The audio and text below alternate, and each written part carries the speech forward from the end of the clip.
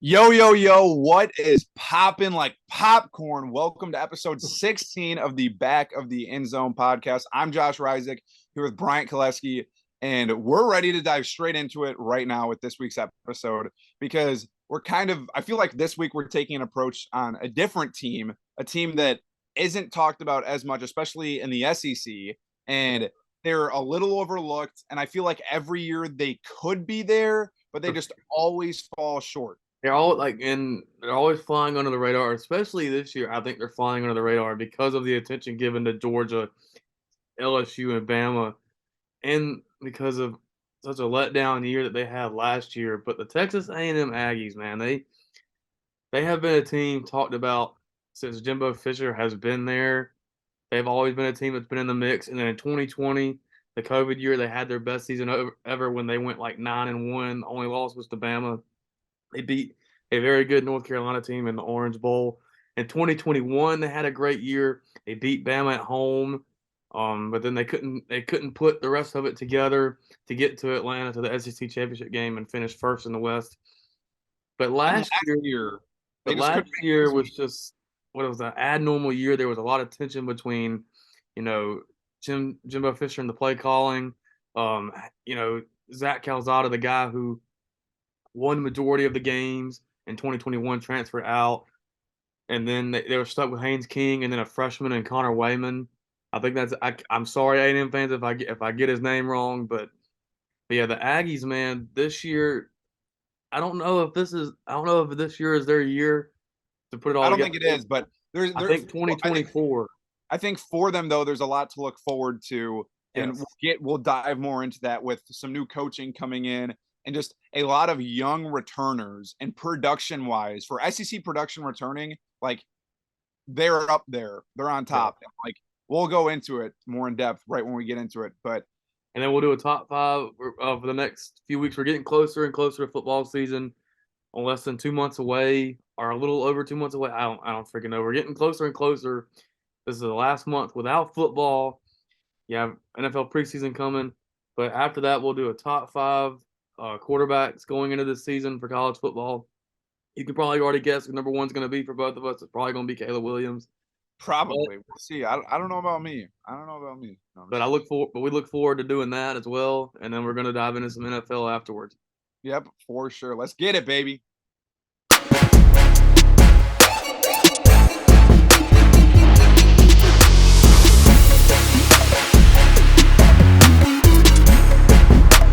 Before we dive into segment one, segment is sponsored by Now Fitness. Now Fitness is a gym and fitness center based in Groveville, Alabama. They do personal training, group sessions with CrossFit and other workouts. They help local athletes train and get in their best shape. Call 251-269-3065 for more. They do great work. They've been really pushing it hard leading in the football season. But yeah, we thank you to Now Fitness for sponsoring this segment. But let's dive right in. The Texas A&M Aggies. Texas A&M, baby. Let's get it. So I don't know what you want to talk about first, Brian, but to me, I think one of the most exciting things as an Aggie fan heading into this season is Bobby Petrino. Like Yeah, right Bobby off this, Petrino come in. A lot of people, think this might not work because they are kind of two, like I don't want to say alpha males, but they're two big egos coming together. But Texas A&M needs that help at offense, especially after last year. There was a lot of inconsistency with Texas A&M offense. Some games they would look really good, and then some games they would just fall flat. Like when they played App State, they could not get anything going offensively. And they had quarterback problems between whether if it was Haynes King or if it was Connor Wayman, whoever it was. They just couldn't get the consistency that they needed, and they had the team to really compete. They had the team. They had H.A. at running back, who they lost to the draft. They had they had freshmen, Moose Muhammad, and well, now they're sophomores, but they had Moose Muhammad and they had Evan Stewart, Anais Smith, Knight Smith. had Yeah. a bulk of the offensive line, and then their defense, which as I'm never worried when it comes to their defense because they recruit the defensive side of the ball Like like Walter crazy. Nolan. Like, I mean, like they lost a couple pieces in the second. They lost their safety. I think his name was Antonio Johnson. I could be wrong, or Anthony Johnson, Antonio Johnson. I can't remember his name, but he was definitely a force for them in the secondary. They lost him to the draft. But they have some of the better defensive pieces in the SEC, and In all that's of college football. I yeah, mean, exactly. If not in all of college football, between Walter Nolan, Shamar Stewart, and Bryce Anderson, and then on the offense side, like we just said, Anais Smith and Moose Muhammad and Evan Stewart, that's arguably one of the best wide receiver groups in yeah. all of college football. And the scary part about it is that they have a very young wide receiver group. Like you just And, said, they were all freshmen last year. Like, and those two guys, Moose Muhammad and Evan Stewart. I went to the game last year where they played Bama, and that was like the Bama revenge game. But they almost beat them, and that game came down to the last wire. I mean, to the last that game came down to the wire to the last play, and of course now Bama didn't have Bryce Young playing. It was Jalen Milroe getting his first ever start. That had a little bit to do with Bama's performance in that game, but Texas A&M came to play that game, and man, Evan Stewart was just giving Evan Stewart and Moose Muhammad were both giving Bama secondary problems, and that was the secondary mostly that you'll see this year with Kool-Aid McKinstry and Terry and Arnold. But man, A&M, man, they just always they're like it's like they're always flying under the radar because nobody really knows what they're going to be. A lot of people think they're gonna be just fine, and I think the addition of Bobby Petrino, as long as Jimbo will let his offensive coordinators do what they have to do, kind of just now Jimbo is always gonna be the head man. He's gonna be the head coach. But if he can just let Bobby Petrino work with the offense and call the plays, I think Texas A&M will be a heck of a lot better off because what got A&M in trouble last year is I mean, you see Jimbo on the sideline with like 100 different papers, and it's like he just struggled to call plays, and their offense is very, I don't want to say was very outdated, and it just caused a lot of inconsistency. But man, A&M for me, I just think that it really is a bounce back year for A&M after going 5-7 last year, yeah whatever it was. I think that this year is their year to bounce back, and obviously, I don't think anyone, even A&M fans, are expecting them to be at the top of the SEC. But I think that they're going to show a lot of growth from last year, especially like we yeah said with Bobby Petrino coming in, and they only lost like a couple scholarship seniors, yeah. and they just have so much returning where it's like they have those pieces, they have those guys. As long as Bobby Petrino can come in and make offensive plays happen, like what he did with Lamar Jackson at Louisville Yeah. for 4 years, like I think Texas A&M's in good hands. Now Connor Wayman is not, or what Wayman is not. He's not a Lamar Jackson who can just take off and run it, but he is very talented. I believe he was a freshman last year or a sophomore, and when he played pretty well. And I think he's their guy this year. I think and looking at their schedule works out really well for them because their toughest games now they go on the road to Miami, September 9th, second week of the season. But I don't know what to think of Miami this year. I think they come out of Miami with a win, but their toughest games for the most part, they have it home. They play Auburn at home. Auburn's always tough for A&M, but they get them at home. They get Alabama at home where they beat them 2 years ago in Kyle Field.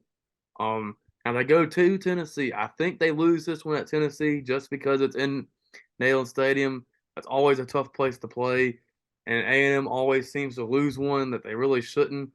And A&M should beat Tennessee, but I think they lose that one. I think they lose to Bama. I think they lose to LSU, and I think they go 9-3. I think they have the chance to really compete in the West. I Oh, think I think easily. I think the Alabama and LSU games are close. I really do. I think they give 100%. And like the other thing too is like with all of this, like their team is so young where this year is a year of just to me experimenting. It's experimenting with their young talent. Like you look their class of 2022 was number one in the nation. They had like 8 5-stars. Like Walter Nolan's one of those guys, same with Shamar Stewart. Then they have other guys too, like LT Overton and Connor Wegman, who was also in that class. But it's like just I mean, and I don't think this past year's class or the class of 2024 is equaling out to what they had in 2022. But the fact of the matter is that they have that very young core yeah. that is great going into SEC West contention, and then also after the year after that when there's no more divisions in Now, the SEC. what's really gonna like be the strength for A&M this year is their defensive line, man. Their front seven is going to be nasty, and that class they got in 2021 or 2022, they added to it, especially on the defensive line when they went out and landed David Hicks, who was a top 10 player in last year's class and the top defensive lineman. Then you know, they landed one of the top cornerbacks some of the top DBs. They landed a really good linebacker. They got one of the top running backs in last year's class. Man, they are loaded and on the defensive side of the ball, and man, I mean, Even on the offensive they're, side of the ball, they're going to be nasty. they are going to be nasty. And this upcoming year, everybody from their offensive line last year is back this year. All 5 offensive linemen will be back, and like that's just another like ding ding ding. Like it's something, especially in the SEC, because it means more. That's a joke, but I mean to you guys it means more. But okay, yeah, but all I'm saying is that like SEC defenses are very powerful. They're very competitive. And the fact that the Aggies are returning every single offensive lineman, like that's just something huge. It's even better for Connor Wegman with these wide receivers that he has, with Bobby Petrino coming in, with Jimbo. Like everything is falling into place, I think, right where it needs to be for them. And like I said, like we know this isn't going to be a standout year. They'll probably go 9-3. They might even go 8-4. But I think 8-4 either way is better than last year's 5-7. Like as long as they don't suffer from the Desmond Howard curse of last year, getting picked to win it all on College game day, like the first week of the season. And that was so funny. I still sometimes just pull that up and just look at it. That was what even was it? He had what A&M, Pitt, Michigan, Pitt, and Baylor. He had those 4 teams. Now Michigan he picked because he played at Michigan. They ended up making it. They didn't make it the national championship like he thought they would. But the other 3 weren't even close. that was funny, and man. But this year I think it's really a bounce back year for A&M. As a Bama fan, that's one of the games I'm worried about. In Kyle Field, it's always an electric atmosphere. Kyle Field, and I ain't even been to Kyle Field. I want to go to Kyle Field for a game one year, but being just that atmosphere they got, Kyle Field is just electric. And College Station, oh yeah, College Station. I'm still salty about the Donnie Manziel game back in 2012 when he did some magician type shit to beat Bama. But Bama still won the national title the national title that year, so it's all good. But man, they're flying under the radar this season. I believe they're so underrated because of what you mentioned, what they have coming back. I do think, like I said, I do think they only lose 3 games this year. I think they lose to Bama at home, to LSU at home, and I think they go to Tennessee. I think it's close, but I think they end up losing to Tennessee just because that game's going to be tough. Oh, easy. Yeah. But and then their recruiting this year, they pulled off one of the shockers of the summer, landing 5-star receiver Cam Coleman. Yeah, Phoenix City, Alabama. Everybody and their mamas and their grandmamas and their great grandmamas had this kid going to Auburn, and he pulls a complete just shocker. My grandma thought he was going to Auburn too, so it literally it turned the heads of everybody. I remember shocker and goes to A&M, which A&M's always going to compete recruiting wise because they're in the state of Texas. They got that old money. They're always going to be able to use NIL just like Texas will. But it's just crazy to me too because looking at A&M, like they're kind of at the point where they're recruiting receivers very similarly to the way that Ohio State is, and I'm not making that comparison like I'm not saying to the extent, but really to the extent they are because they're getting these phenomenal receivers. Looking at they've been doing a really good job recruiting receivers. They've been doing better than Bama has the past couple of years. Now we'll see because Bama's got a top receiver in this year's class so far, and then they have 2 of the top receivers in next year's class committed to them as well. But A&M's going after it. They are. And like we were saying, like I don't think this upcoming year is a year for A&M fans or any other fan of college football to look at and say, oh my gosh, Texas A&M is going to go back and have another 5-7 type year, if not worse, Yeah. because it's just not going to happen. And but I still don't think this is the year that they go out and win it all. I think 2024, you know, Connor Wayman will still be there. Moose Muhammad will still be there. Will still be there. They'll still have Evan Stewart for another year. Then with the addition of 2024 class with Cam Coleman, with whatever other pieces they get in this year's class, because there's still a long way to go. I think 2024 is really their year to say, hey, we got the team to win it all. Let's go out and do it. And I mean, if I had to pick They right really now, could. if I had to pick who right now who I think is going to win the 2024 national championship, I think I'd pick A&M. 2025, technically The 20. 2024 season, 2024, 2025. If I had to pick who would win it all right now, just based off when I'm looking at here, Stuff. I'm not jumping the gun that far, but I definitely could see them winning the SEC come the 2024 season. Yeah. 100%. And fun fact about A&M, and I make fun of them for this. Since they've been in the SEC, they've never been to the SEC championship game. Missouri has been more times than they have. Missouri went back to back, and they still lost both times to Auburn and then to Alabama. But still, it's funny that they still haven't been to the SEC championship game since they've been in the SEC. Yeah, I honestly didn't even know that. It's kind of mind blowing. So, yeah, that's funny. But I also always like making fun of Jimbo just because Jimbo's a character, and when him and Nick Saban had that little spat last year, he is. The memes were just pouring out. No, 100%. But I think that's going to wrap it up for our Texas A&M segment. And now let's get into our college football quarterback predictions, our top 5 for the upcoming year, and then our NFL division predictions for the AFC East.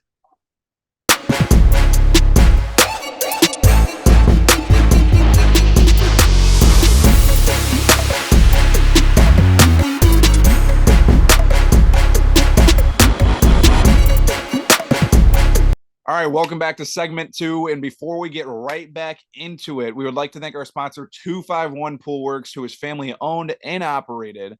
And 251 Pool Works offers pool cleaning, maintenance, and repair. And they are serving the greater Mobile, Baldwin County, and Pensacola areas. So if you're needing any sort of monthly pool cleaning service and or repair in any of those areas, give them a call at 251-978-7736 for the Pool Works. Heck yeah, we thank 251 Pool Works again, but let's get right into our top 5 college football quarterbacks heading in to the 2023 season. And I think both of us might turn some heads a little bit because everybody has like their top 10 and everybody who could be in their top 5. But I think I know for sure I definitely have people in my top 5 that some people might be like, why the hell do you have them in your top 5? And just the order, like they could definitely be there or borderline to 5. Yeah. But I think both of us have guys, and I think we both have the same number 1, obviously. First of all, I'm gonna go with some honorable mentions. 2 honorable mentions. JJ McCarthy from Michigan. I still think he hasn't developed his game as a passer, just like that he needs to just yet. And then Jaden Daniels from LSU. I do think there's a lot still he needs to develop, but those 2 I think are on the fringe of my top 5, and they'll be leading some really good teams this year, and they'll both have a chance to go win it all. I think our number 1 is hold up. As an Ohio State fan, my honorable mention too, borderline 5 is JJ McCarthy. He's not in my top 5, but he's definitely someone that could be. And just I gotta respect his game. He's whooped us the last 2 years. I mean, I know he was splitting snaps with Caden McNamara his first year when he whooped us, but either way, it's JJ McCarthy. He has completely turned around that Michigan program. And yes, he hasn't developed where he needs to be as a passer yet, but he's almost there. And I think that honestly, after this past year, I don't think I guarantee you he's staying for another year at Michigan. Yeah. And kid's gonna be good. Kid's gonna be good the next 2 years, and scares me as an Ohio State fan because he's good. But our number 1, Bryant, go back into it. I'm sorry for interrupting. I think our number 1 is the same, and it's the guy who won the Heisman last year, the guy who's predicted to be the number 1 pick in next year's draft. But that's Caleb Williams from USC. I mean, what more can you say about him? 42 touchdowns, 5 interceptions last year, over 4,500 passing yards, and he pretty much carried that USC team considering they have Lincoln Riley, and their defense is not very great. You know, I think the USC is a contender this year. I mean, they obviously are when you have Oh, guys like this. Now, I think will he have that Heisman type season again? I don't know. It's tough to repeat because everybody thought Bryce Young was going to be the guy to win the Heisman back to back. Even the guy who won the Heisman twice, what was his wasn't name? even a quarterback. Archie Griffin, running back from Ohio State. He didn't even do it back to back. He did it in split years. He won it like 1 year, and then another guy won it the year, but then he won it again. He didn't even do it back to back. So it's really kind of hard to do it back to back seasons. But if anybody can, is this guy, and he's going to be really good for years to come in the NFL. I don't think there's really much you can say about him. He's a stud. I mean, I don't think there's anything much else to say about him other than the fact that he's our number one quarterback. It'd be stupid, and we'd be asking for clickbait if we put anyone else at our number one quarterback Yeah. other than Caleb Williams, because he's bound to have that type of year again. But I think both of our number twos are different. I'm not sure who your number two is. I think I have an idea who your number two is, but I think both of us have different guys at our number two spot. I'm gonna go with at number two. I'm gonna go with the kid from North Carolina, Drake May, the guy I wish Bama could have dropped the bag on the transfer to, but not transfer to Bama. But I'm just joking there. But no, 38 touchdowns, 7 interceptions last year, 4,300 passing yards, and 82 QBR. This dude was really good last year. Could make plays that only a few guys can make in the league. He lost a close game in the bowl game to Bo Nix in Oregon. North Carolina, they are what they are talent wise, but they still have some good receivers and good backs. But they have this kid. I think he's the number two quarterback going into next year, or going into this year and going into the draft next year. And he could really have a Heisman type season. I don't mean he can. I mean, North Carolina is going to go as far as he can take them. He is like the guy that's gonna determine their season, and I think he's really good, and I think he's gonna have a phenomenal season. No, I can agree with you on that, but my number two is a little bit different. I think he's definitely, and I think he should be in everybody's top five. But my number two is Michael Penix Jr. out of Washington. And I think one of the main reasons why I have him there is just you look at what he did last year, passing for over 4,000 yards. He was up there as I think last year he was a top three quarterback. And top three quarterback. Well, as of right now, I think he's in everybody's top three going into this upcoming year. And I think last year, the numbers that he put up and what he showed at Washington was phenomenal. It just sucks because what's around him at Washington, he's not able to. I mean, I wouldn't say he's not able to go to the heights that he can reach, but it's just that like there's so much he can do by himself without having all this talent around him. And as a Big Ten fan too, man, like I watched him play at Indiana, and he scared me as an Ohio State fan. Literally, he tore us up in 2019 when he was a freshman. I was like, "Holy crap, this kid's going to be good!" And then up in 2022, in 2022, he like tore his ACL or blew out his knee, something like that. And that was during an Ohio State game. It was against Ohio State. If I'm correct, I'm pretty sure I remember. I know in 2020, the COVID year, they almost beat y'all. Yeah, they did. Like a very competitive game, and it was like 42 to like 35, and y'all won at the end. And no, literally. And the thing is, he came close so many times that he made Indiana good again when he was there. But then after injuries and everything else that happened, he decided to transfer to Washington. And I just think that next year, his last year of eligibility, I really think that he's going to go off to an extent where he is competing neck and neck with Caleb Williams for that top quarterback, like Heisman type of year. I think Michael Penix is right there at number two. I'll tell you what, if it wasn't for Blake Corum, this guy would be leading my Heisman right now. He's my number 3 quarterback on this list, Michael Penix Jr. Like you said, 4,000 yards, 4,600 yards passing, 31 touchdowns, only 8 interceptions, and he had some yards on the ground as well. He rushing, he had 4 touchdowns. Dude can play, and I think he is a little overlooked, and he was a little overlooked last year, especially when it came to the Heisman, just because he plays at Washington and Washington doesn't get not enough. I mean, not enough recognition because like Washington has been the only, other than Oregon, the only Pac-12 team. I mean, them and Oregon being the only two Pac-12 teams to make the playoffs since it's been a thing. And Washington, they're as far as the Pac-12. We were just talking about A&M flying under the radar. Washington's a team that can fly under the radar in their conference because of what this kid can do and because of the grit that he shows every game.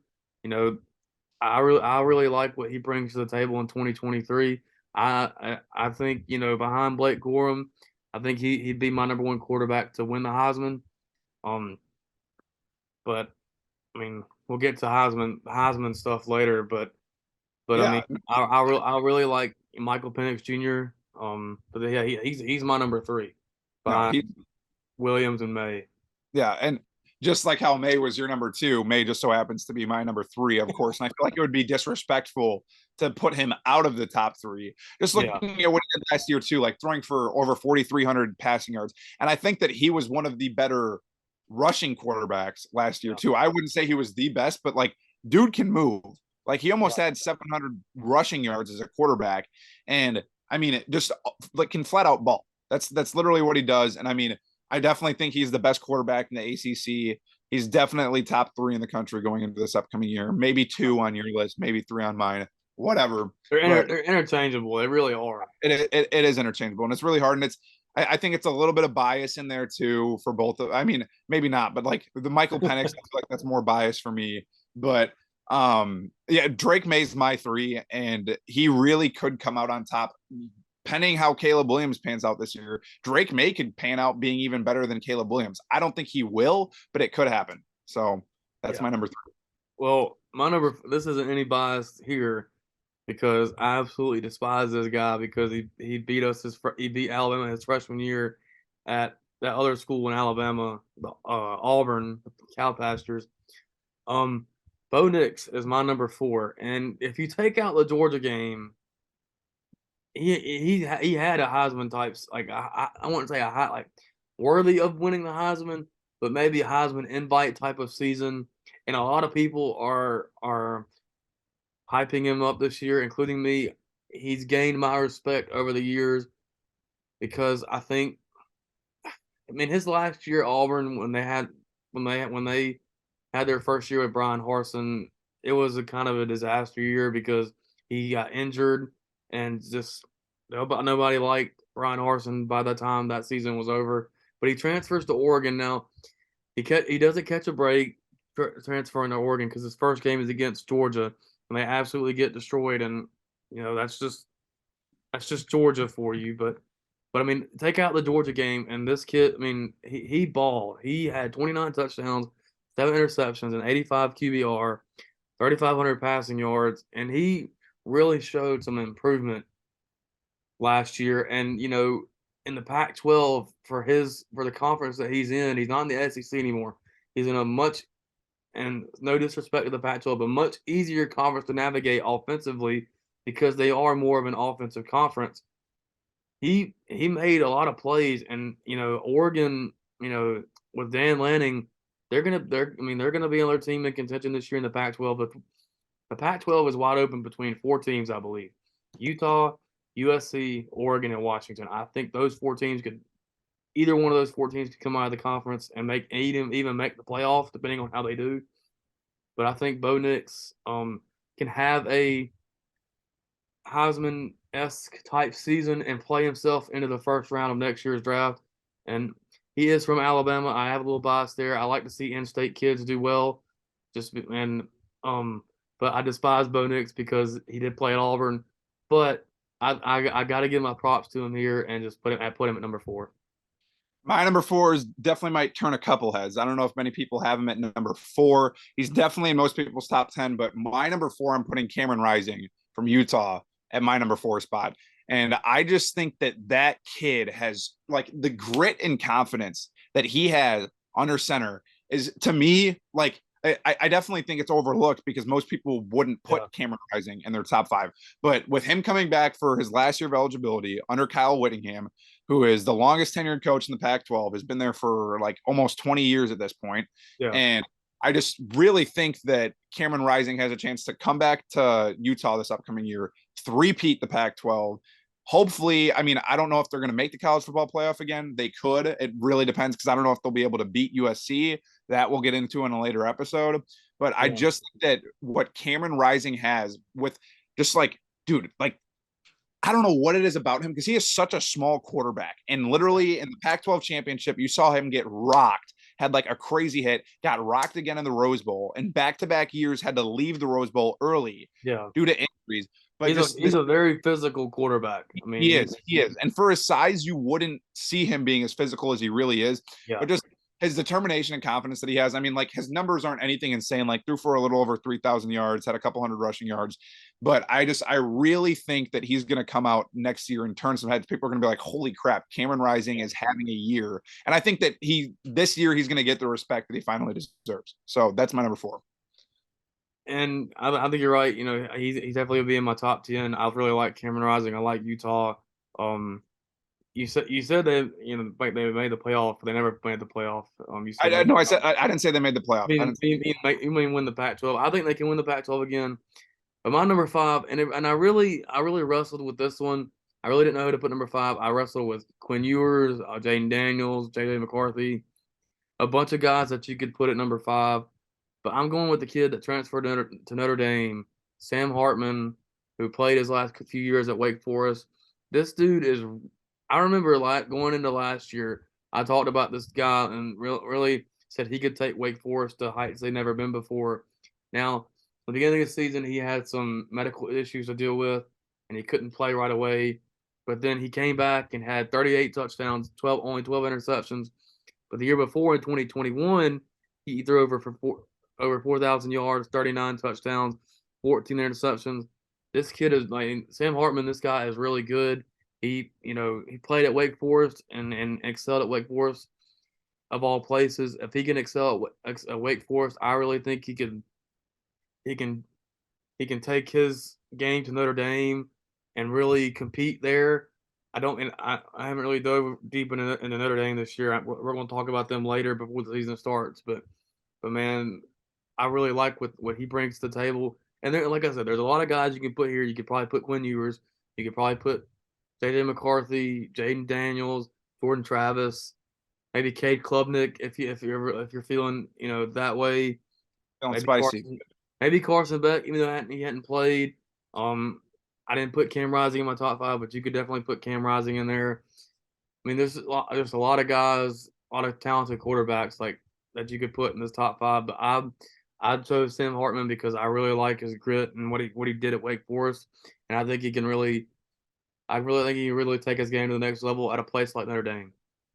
My number 5 is definitely different than yours. This might also turn some heads too because this guy, my number 5, was not in your top 5 at all. I mean, also same with Cam Rising, but my number 5, I was wrestling a little bit between Bo Nix and Jordan Travis, and I just think Jordan Travis is the better quarterback out of those two. I know Bo Nix is phenomenal. I know he's good, but I don't think he's the type of quarterback that's going to be able to take his team and win their conference championship and bring them to the playoff, which Jordan Travis is going to be able to do this upcoming year. I'm betting on it. FSU is probably going to win the ACC. I see it happening 100. Like I'm like 95% positive. But just Jordan Travis is coming in, and this Florida State team has been like just desperately dying to have an insane upcoming year. And I think Jordan Travis is still young under Norvell's offense. Not Norvell. Well, yeah. Like I still think that Jordan Travis is going to come out, have a stellar year. He's probably going to pass for close to 4,000 yards. I'm guessing, but I think he might. Last year, he passed just barely over 3,000 yards, but I think next year he can pass for over 4,000, close to 4,000 yards and probably 30 touchdowns. And he'll be in the Heisman conversation too, for sure. But then again, we'll see. But I think that he's just going to be the type of quarterback that's probably going to lead his team to the playoff, which is just going to finish him off higher on this list for me. In my top 5. I respect that one. I think he could definitely be in the top 5. But man, like I said, Caleb Williams, Drake May, Michael Penix, Bo Nix, Sam Hartman. Those are just the guys I feel like that are top 5 now. we could revisit this after the season and see where How we both did, and how we both did. But man, I feel good about these guys, and I think I think all these guys that have seasons that could play that could put them in the first round of next year's draft. Caleb Williams and Drake May especially, they're going to be top. They're going to be top 10 picks next year. But yeah, that's all I have for this one. I like where I'm at with these guys with these quarterbacks. oh, I agree. I agree. So after diving into that, I say let's go into some NFL stuff now Oh yeah, and talk about the AFC East and who's going to come out on top. Uh, a very tough division to kind of predict because now you have the Bills who have come out atop of that division for the last few years. The Bills are phenomenal. They're great. Josh Allen and company, Stephon Diggs, Dawson Knox on defense. They got Dalton Kincaid getting him in the draft, which was kind of turned heads after having Dawson Knox. yeah, This is something that was like, what the heck? But yeah, their defense but too. They lost Tremaine Edmonds. They lost a couple other guys. They still have Hoyer coming back and yeah, most other guys. But yeah, yeah, but I think the thing with me like for the Bills is last year, Josh Allen had a lot of turnovers, and I think he's got to clean those up. Like it was a worst year for turnovers since like his first couple of years. And of course, they still won the division. He still threw for a shitload of touchdowns, and they scored a bunch of points. But and their running game has to improve. They don't get any help from the running game, man. They rely on Josh Allen and his ability to do what he does so often, and it gets them in trouble with teams like the Chiefs, like the Bengals. Now, I think they're probably going to end up winning the division again. But once, but they they're got some still going to talent. get a run for their money though. Between you think about it, the Jets have Aaron Rodgers coming in, which is a completely different Jets team, and Yeah, then the Patriots. You never know what's going to happen with the Bill Patriots. Belichick, Yeah, man, you Bill never Belichick. know. And the Dolphins too, though. It's like the Dolphins still have a couple free agency moves they could still make, like picking up Yeah, Dalvin Cook. That's still been a question if that's going to happen or not. And like this is another division. We talked the last 2 weeks about the AFC South and the NFC South, and we're like, these are two really both those divisions are really coin toss divisions. I still think the Bills will have this division. They have it in the bag, but I'm going with the Dolphins to win the division, man. I really like the Dolphins. see, And if Tua can stay healthy for 10 seconds. if he can just stay healthy and do what he does when he's healthy, he can play. He can play. He has help. Their offensive line has improved a lot. I think they still need to get better at the running game, like kind of like the Bills. But I mean, having Tyreek Hill, having Jalen Waddle, and they've improved so much on the defensive side of the ball, and an area which they really didn't need to improve at because they were already good. But they go out and get Vic Fangio, the defensive coordinator, who was head coach for the Broncos for a few years, and had some stellar defenses with The with Bears, and then the Bears as well. One of the best defensive minds in football. Then you add Jalen Jalen Ramsey, Ramsey. Yeah, that's and you still have Xavier Howard. You still have Javon Holland. You still have on your front seven. Oh shit, Jalen Phillips and Emmanuel Ogba. They have dudes on defense, and they're going to be really good on defense if Tua can just limit his turnovers and stay healthy. The Dolphins can come out on top of that division. Oh, I 100% agree. I think the biggest coin toss right now is between the Dolphins and the Bills. I think the Jets can compete, but man, I just don't know how I feel about Aaron Rodgers in that system. I think that they're still going to be good, but just division based, I don't know how. Like it really is a coin toss between them too. It's just like I just don't think that they have as much talent Yeah, as the Bills. I mean, and trust me, I'm not I bashing think anything the Jets against them right because they now. have talent. They have Yeah, I talent. think the Jets right now are just a little bit too young, and not in the Aaron young Rodgers. like okay, they got Aaron Rodgers, and it all depends on how he plays because he was not very good last year. Now, granted, I mean, he was still good. He was still he didn't have Devontae Adams last year. He didn't have Devontae Adams. Aaron Jones was hurt for a good bit of the season. But they have a very young team with Garrett Wilson. Um, they went out and got Alan Lazard. They got some other pieces as well. But on defense, they're going to be really good. This division's going to be really good defensively. The Jets defense is going to be really good. Having Sauce Gardner, Quentin Williams, Quincy Williams at linebacker, um, and their offensive line is going to be really good. I mean, it's really a I toss think between those three teams, man. I think either way, we both have the Patriots at the bottom of the division. I just think that the Patriots are still a good team too, though. That's the thing. Like they're still a good team, but they're Well, just the thing with the Patriots is they have not done enough offensively to make yeah, they're going to be really good. They're all as long as Belichick is the coach there, they're always going to have a stellar defense. But that can only in the NFL, especially in a division with those three teams, that can only take you so far because you have offenses like the Bills, like the Dolphins, who are quick strike and and on the Patriots, who do you have? You have Juju, Ramondre yeah. Stevenson, like yeah, literally, like you said, that can literally only take you so far. Yeah, And and they haven't done enough offensively to surround Mac Jones or Bailey Zappi, whoever the quarterback is, to for where they can compete offensively with the other three teams in that division or in the AFC. So and now if they go out and get D Hop, like they're still the favorites to land D Hop, then it changes a little bit because okay, now you got DeAndre Hopkins who can help out offensively, but still yeah, how far can that take you? I mean, yeah, like I know they signed Mike Gesicki this offseason too from division rival, but like the Dolphins, but it's like that's again like yeah, offensive pieces that Mac has. I really don't think it's there, and yeah, we're going to see some pretty ugly games from the Patriots again this year. I'm 99% sure of that. yeah. So I think it goes Dolphins, Bills, Jets, and I think all three of those teams can be playoff teams. I think all three of those teams could very well win the division. And then I think it's Patriots at the bottom. Just and the Patriots could still have a solid year too. You could say they go 9-8 or say 10-7. But I mean they're just not as on par with the other three teams in that division.